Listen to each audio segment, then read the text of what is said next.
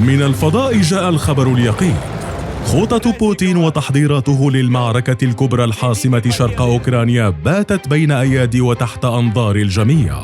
هذه الصور الحديثة التي التقطتها الأقمار الصناعية لم تترك مجالا للشك بأن الانتشار المكثف للقوات الروسية شرق أوكرانيا بات شبه جاهز تحضيرا لمعركة ستشبه بكل تفاصيلها المعارك الضارية في الحرب العالمية الثانية. وكل الخوف الغربي من أن بوتين قد يعلن بعد هذه المعركة النصر، مع بقاء أمل أن ترتد جيوشه على أعقابها في سيناريو كان قبل بداية الحرب ضربا من الجنون لكل من يفكر أن جيش أوكرانيا سيدحر فلول جيش روسيا بوتين، خاصة وأن بوتين حاول الالتفاف على هذا السيناريو الجنوني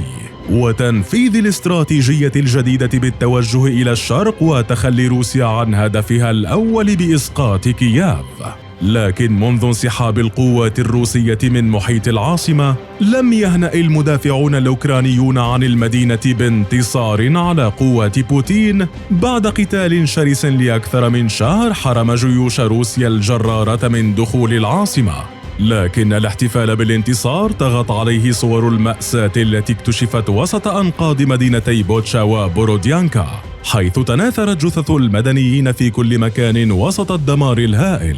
واليوم يبدو أن مأساة ما بعد المعركة الكبرى المقبلة هي ما يجب أن تشغل بال العالم، لأن كل المؤشرات لعمليات الانتشار العسكرية الروسية الجديدة شرق أوكرانيا تؤكد عزم القوات الروسية شن حملة عسكرية ضخمة خلال أيام،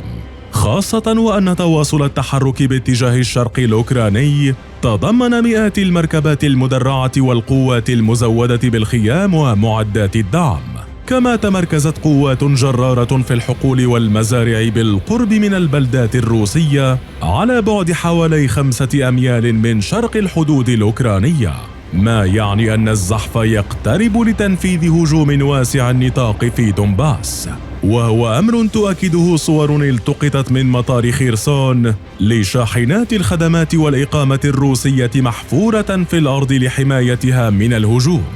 بينما سيكون دور القاعدتين العسكريتين الروسيتين الجديدتين في جنوب أوكرانيا وجزيرة القرم تعزيز العمليات في ماريوبول والمناطق المجاورة لها، ما يخفف الضغط عن القوات الروسية المهاجمة في المعركة الكبرى بالشرق. نقطة التحول. يبدو أن بوتين لم يكن ليفكر ولو لدقيقة واحدة قبل بدء الغزو بأنه سيضطر إلى خوض معركته الكبرى بالشرق وتحديدا في دونباس، لكن بحسب مراكز تحليل عسكرية فإن هزيمة القوات الروسية في الشمال مثلت نقطة تحول في الحرب، فبات على بوتين قبول بقاء أوكرانيا على قيد الحياة، لكن بالنسبة لجنودها عليهم الموت بحسب مخطط بوتين وهم يقاومون جيش روسيا بخاصرة أوكرانيا الشرقية قبل أن يتم له الأمر ويعلن نصره مكتفيا بالشرق منطلقا من دونباس. وبحسب المحللين العسكريين فإن بوتين مهد لمعركة الشرق عبر هجمات شنها انفصاليون أوكران مدعومون من روسيا بهدف تحييد 40,000 جندي أوكراني في منطقة عمليات القوات المشتركة ومنعهم من التأثير على معارك ماريوبول أو خاركيف أو كييف. أما المعركة في دونباس ستكون مختلفة تماما عن معارك كييف وغيرها، حيث لم تكن الوحدات الروسية في بداية الحرب جاهزة أو مجهزة للقتال العنيف، لكن قرب منطقة القتال الحالية في الشرق من روسيا يجعل موسكو قادرة على تلافي مشاكل الإمدادات، مع إمكانية تحقيق الدفاعات الجوية الروسية تغطية جيدة فوق دونباس. إلا أن هذا لا يغير من حقيقة أن القوات الأوكرانية في الشرق تضم بعضا من الوحدات الأكثر احترافية والأفضل معنويات في البلاد، كما أن أعدادهم كبيرة تكاد تكون مساوية لأعداد الروس. وبعد أن بات الهدف الرئيسي لروسيا الآن هو الاستيلاء على دونباس كاملة، فإن كثيرا من القوات الأوكرانية ستعيد الانتشار والتوجه نحو الشرق، وهو ما حدا بموسكو تعيين الجنرال شديد القسوة ألكسندر دفورنيكوف للإشراف على المعركة الكبرى. معركة من الحرب العالمية.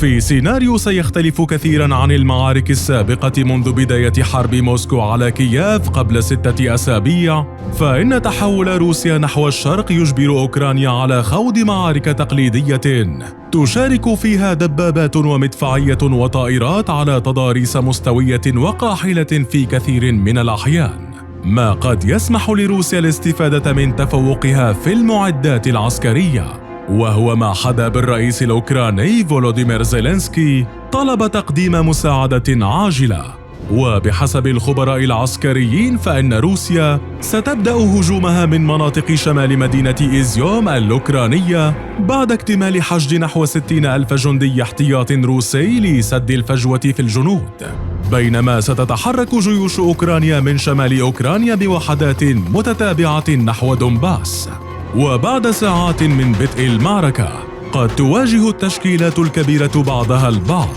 بدلاً من ضربات الوحدات الصغيرة، ما يجعل أوكرانيا بحاجة ماسة إلى أسلحة ثقيلة مثل المدفعية والدبابات والبطاريات المضادة للطائرات، فيما ما زال الحلفاء الغربيون مترددين في توفيرها حتى الآن رغم تحذيرات جاءت على لسان وزير الخارجية الأوكرانية ديمترو كوليبا الذي قال: ستذكرك معركة دونباس بالحرب العالمية الثانية بسبب مناوراتها الكبيرة وعملياتها الضاربة ومشاركة الآلاف من الدبابات والعربات المدرعة والطائرات والمدفعية. فإن كانت أوكرانيا استطاعت الصمود في معارك الشمال والجنوب قبلاً بسبب اشتباكات المشاة عن قرب، يبدو أن روسيا غيرت الآن تكتيكاتها وتعتمد بشكل أكبر على ضربات المدفعية والطيران والصواريخ بعيدة المدى، وهي أسلحة تمتلك أوكرانيا قدرة محدودة على مواجهتها، على الرغم من وعود غربية وأمريكية بتأمين مساعدات عسكرية بينها 120 مركبة مدرعة وأنظمة صواريخ جديدة مضادة للسفن، إضافة إلى حزمة الجموع من صواريخ ستار ستريك المضادة للطائرات قصيرة المدى و800 صاروخ آخر مضاد للدبابات وذخائر عالية التقنية وصواريخ جافلين وستينجر ومئات الطائرات بدون طيار من طراز سويتش بليد ورادارات مضادة. لكن حتى الآن لم تزود أوكرانيا بالدبابات سوى من جمهورية تشيك التي أرسلت دبابات T-72 MS السوفياتية التصميم، في حين شحنت سلوفاكيا إلى أوكرانيا نظام الدفاع الجوي S-300 بعد نشر بطاريات باتريوت لتحل محله.